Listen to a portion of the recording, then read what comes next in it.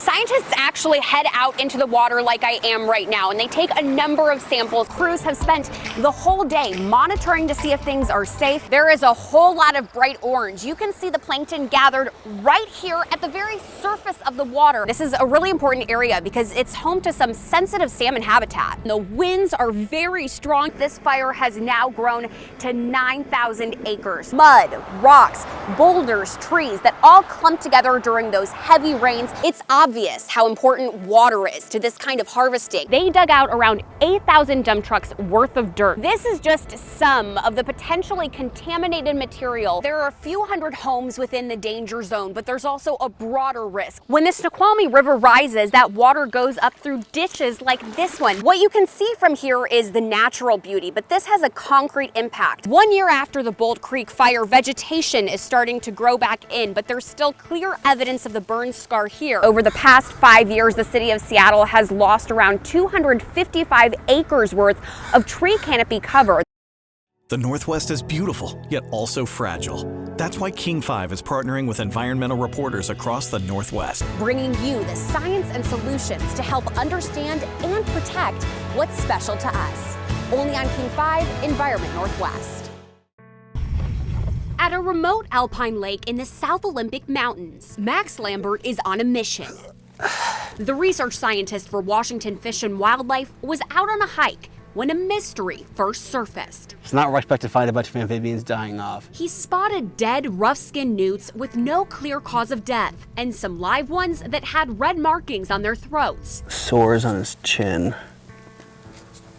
Probably an infection. Now a study is underway to find out why. So get dirty. We hiked in with Lambert in late summer. The lake had shrunk, leaving thick mud behind. I told you glorping, didn't I? In search of newts and answers. What might be causing the animals to die in these large numbers multiple years in a row? Our first dead newts up here. The first disturbing discovery came just minutes in, emaciated and bloated. I've never seen one that's actually like this swollen like this. Typically they're like all completely just totally desiccated.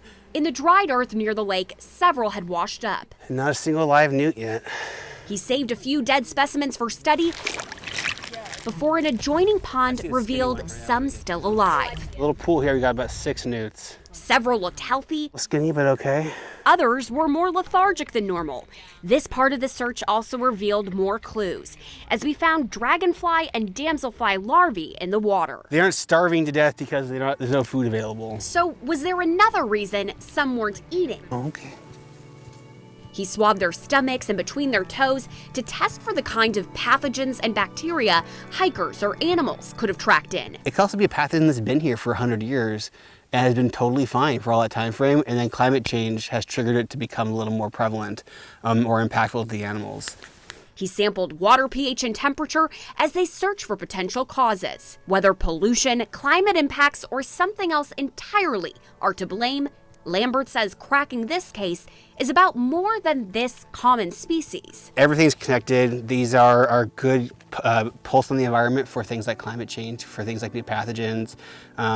They help us keep our ecosystems healthy. As for the newts themselves, all right, friends, time to go home. Thank you for your contribution. He released them after sampling with hopes that the healthy ones will make it through a full life cycle and prepared for the next step of the journey to find answers.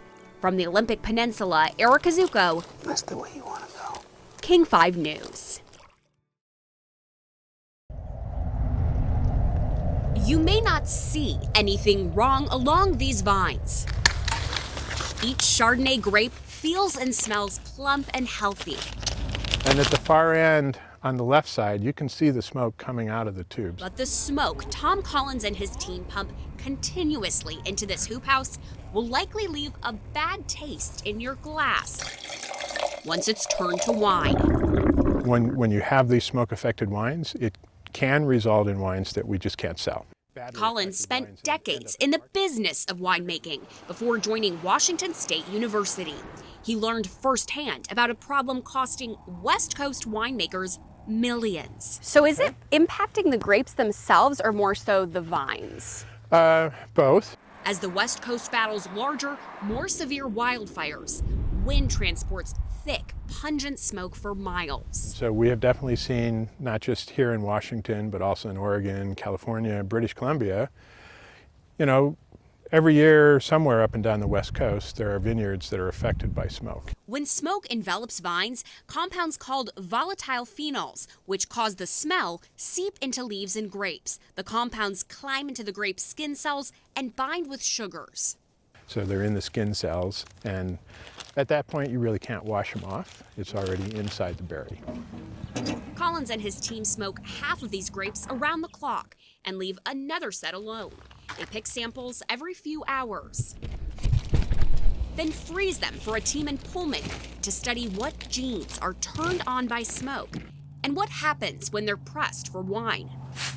They're also trying preventative sprays on the fruit to give growers an option when they know smoke is coming. We have shown that the materials we're applying could result in about a 50% reduction in the amount of smoke compounds that end up in the fruit. The USDA and state wine commissions have poured in more than $7 million to teams in Washington, California, and Oregon, all hoping to solve a growing issue with a sour bottom line. From Prosser, Eric Desrosiers, King 5 News. Tonight, many who live along Bolson Creek are worried for the wildlife that call it home. Beaver, muskrat, herons, eagles, hawks, so it's just the whole gambit. Brian Kavanaugh says he's keeping watch for any oiled animals after BP says a tubing malfunction caused a spill Sunday. All this fuel flowing into this beautiful creek. He shot this video after neighbors warned him about the smell in the air. The whole creek was inundated with the fuel. You could see it just swirling all downstream. Officials faced those concerns in a news conference today. Fumes were awful. Where they confirmed the effects of ruptured tubing. There was gasoline that leaked out of the vault that got into the environment that we're actively working to clean up and recover right now. BP says it will investigate how this happened and how to prevent it in the future after it finishes recovering fuel. So far, Ecology says air monitors have not detected harmful benzene, so air should be safe. And it does not have any reports of dead animals. But Kavanaugh says he wants to make sure the water is monitored moving forward. It was kind of heartbreaking. It still is. I hope they can do some samples and determine that will be safe at some point in the future and I can get back to enjoying my fishing spot.